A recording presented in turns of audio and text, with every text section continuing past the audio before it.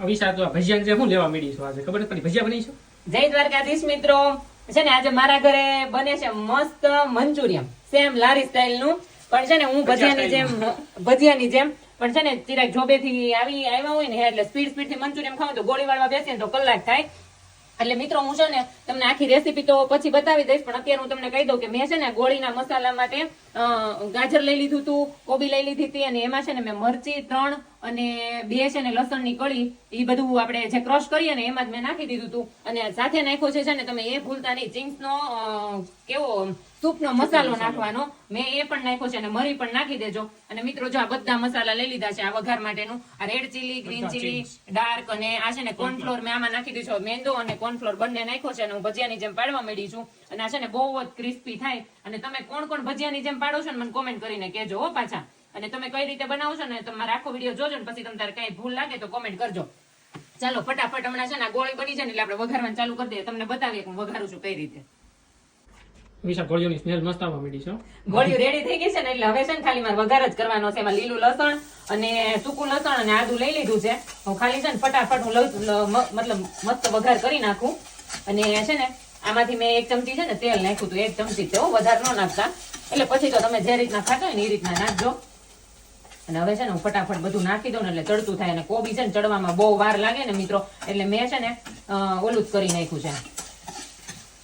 હા નહીં, આપણે જે મસાલો આનું ગોળી બનાવતા હોય ને એમાં જે હોય ને એમાં જ ક્રશ કરી નાખ્યું છે, એટલે કઈ ટેન્શન જ નહીં. હું છે ને ફટાફટ આ બધા સોસ નાખી દઉં પેલા, પછી તમને આગળ બતાવું. સેજ સેજ જ નાખવાના, કેમ કે આપણે ગોળીમાં બધું નાખ્યું હોય ને એટલે.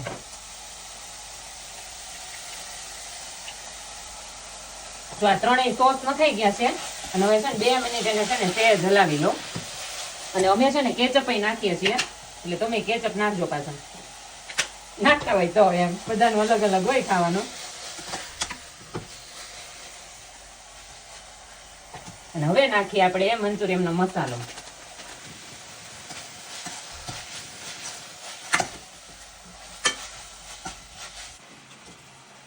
ગોળીઓ બધી હવે આવી ગઈ છે ભાઈ.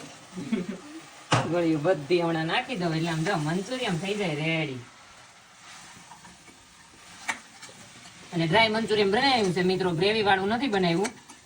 એટલે કેવું કે છે ને આમાં તમે પછી એમ કહો કે આમાં ગ્રેવી તો દેખાતી નથી, એવું નથી. અમને ઓછી ગ્રેવી વાળું ભાવે છે, પણ અમે નેક્સ્ટ ટાઈમ તો ગ્રેવી વાળું બનાવશું. ચિરા કહેતા હતા એકવાર ગ્રેવી વાળું ટ્રાય કરવું છે. મિત્રો ડ્રાય મસ્ત બને છે, મજા આવે ખાવાની, સેમ લારી જેવું. હવે જો મિત્રો મારું મંચુરિયન રેડી થઈ ગયું છે, તમે કોમેન્ટ કરજો કે કેવું બન્યું છે. અને હમણાં છે ને હું તમને ચિરાગ ટેસ્ટ કરીને બતાવી દઉં કેવું છે ને. એના બાજુવાળા આવી ન જાય જમવા તો સારું એવું. મિત્રો ખરેખર સ્મેલ 1 નંબર આવે છે. અવિશા સ્મેલ જ જોરદાર આવે છે, એટલે મંચુરિયન સારું છે ભાઈ, જોઈ લો તમે. કાંઈ ન ઘટે હો મિત્રો મંચુરિયનમાં. લગભગ 1.5 કલાકમાં નહીં રેડી થઈ ગયું હોય, મતલબ કેવું જોબેથી આવીને સ્પીડ થી બધું બનાવ્યું એટલા માટે કહું છું. કેવું બન્યું છે? સેમ આપણે નીચે ઓલો પ્લેટની નીચે મળે છે ને એ જ ટેસ્ટ અહીંયા આવે છે સેમ મિત્રો, કાંઈ ન ઘટે. 1 નંબર બન્યું છે મિત્રો ડાય મંચુરિયન. તમે ઘરે ટ્રાય કરજો ને કઈ રીતે બનાવો છો. હા, અને આખી રેસીપી છે ને અમે તમને આપશું નેક્સ્ટ ટાઈમ, પણ છે ને તમે આ ટ્રાય કરજો. અમે છે ને ખાલી આ ટ્રાય માટે બનાવીએ છીએ અત્યારે બધું, પછી તમને આખા વિડીયો ટ્રાય કરો અને કયો કેવી રીતે બનાવો છો ત્યાં હું ખાવા ચાલુ રાખું, બરોબર? હા, અને ફોલો કરી દેજો, અને યુટ્યુબ માં જોતા તો સબસ્ક્રાઇબ કરી દેજો.